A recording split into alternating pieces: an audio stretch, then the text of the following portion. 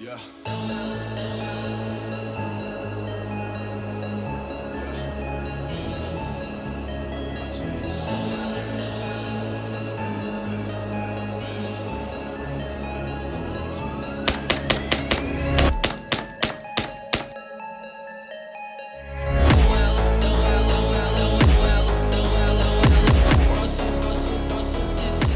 喂，各位大家好啊！今日就同大家介紹 Umerus Lyson SRC 做嘅 Glock 17 Gen 5嘅鋼畫架版本啊！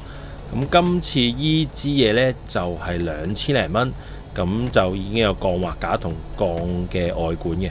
咁我哋就事不宜遲啦，就同大家介紹下啦。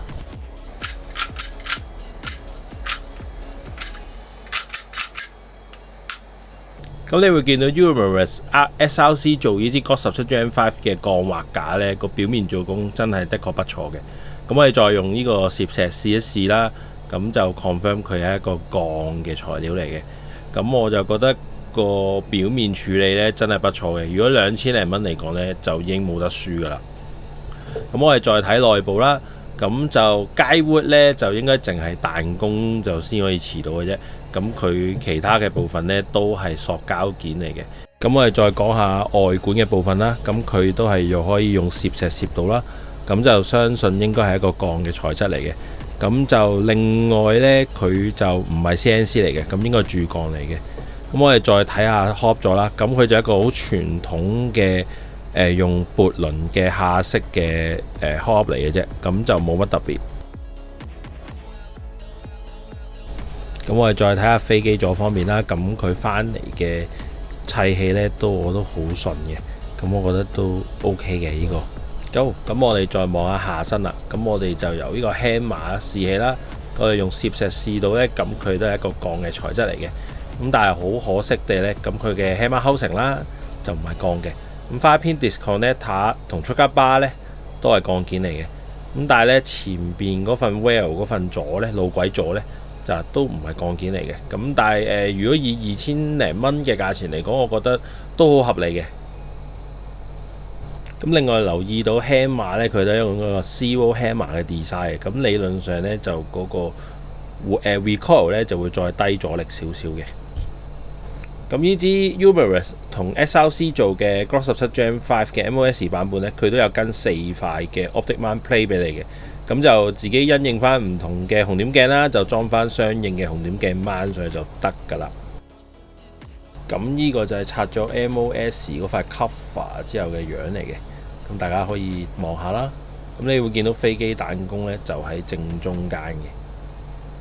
我哋睇埋 SRC 飛機座同埋 VFC 飛機座嘅對比啦。咁我哋先攞 SRC 嘅飛機座嚟做對比啦，咁我哋先攞隻飛機出嚟望一望啦。咁你會見到個氣缸嘅容量比較細嘅，咁導致到我試槍嘅時候呢，我都用12kg 嘅氣比較立啊。咁我要用到14kg，咁再加吹夾，吹暖咗隻夾先有一個唔錯嘅 blowback感。咁我哋再睇埋 VFC 嘅飛機座啦。咁你會見到 VFC 隻飛機呢，入邊嘅氣缸嘅容量呢，就真係大好多嘅。咁我哋再攞埋 SRC 嗰隻嘅望一望啦，咁你就會見到大約真係少咗1/3度嘅。咁呢個都真係幾影響到嗰個成支槍個 performance 啦。同埋如果佢真係用 SRC 嗰個設計嚟推個鋼塞，可能佢真係要啲客用家可能要用18啊20kg 氣去打啦。咁我今次都係繼續用翻呢支 Master Lens 嘅紅點鏡啦，咁貪佢一嚟就係相對上平民化啦，二嚟佢真係用咗咁耐都冇一啲鑊氣出現嘅。咁我哋再試下呢個彈夾兼容性方面啦，咁呢個就原廠彈夾嘅，咁呢輕輕一撳呢都甩到彈夾就比較爽嘅。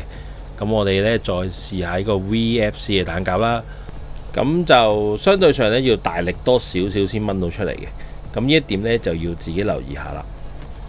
咁就另外都同一支馬記嘅嚟做一個比較下啦。咁其實你會見到相對上個光澤上呢，咁就 SRC 依支呢，就真係你會見到係金屬感再多啲嘅。咁因為冇計啦，馬記嗰支係膠晒嚟嘅。咁但係馬記嗰支已經做得很不錯啦。咁就所以都冇辦法啦。咁你會見到兩支嘅 marking 呢，都會有啲唔同嘅，一支馬記啦，一支係Umerus 嘅 Lyson 啦，咁再睇下啲對比啦。咁個底咧都會有啲唔同啦。咁其實買依支槍咧，其實都有幾個原因嘅。咁第一個就係佢鋼滑架啦，咁2000零蚊就真係冇得輸嘅。咁同埋上次玩完實彈之後啦，都有興趣再去玩多次嘅。咁就嚟緊嗰次呢，就應該係會玩支 Glock 嘅。咁所以今次買呢支翻嚟呢，就想練下手感啊。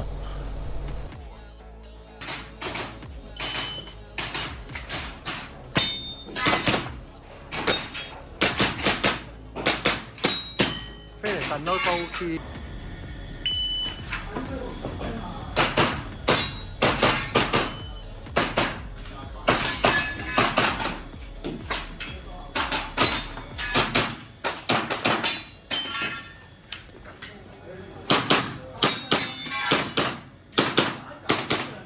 咁今次就係用14kg氣再加暖夾去試嘅。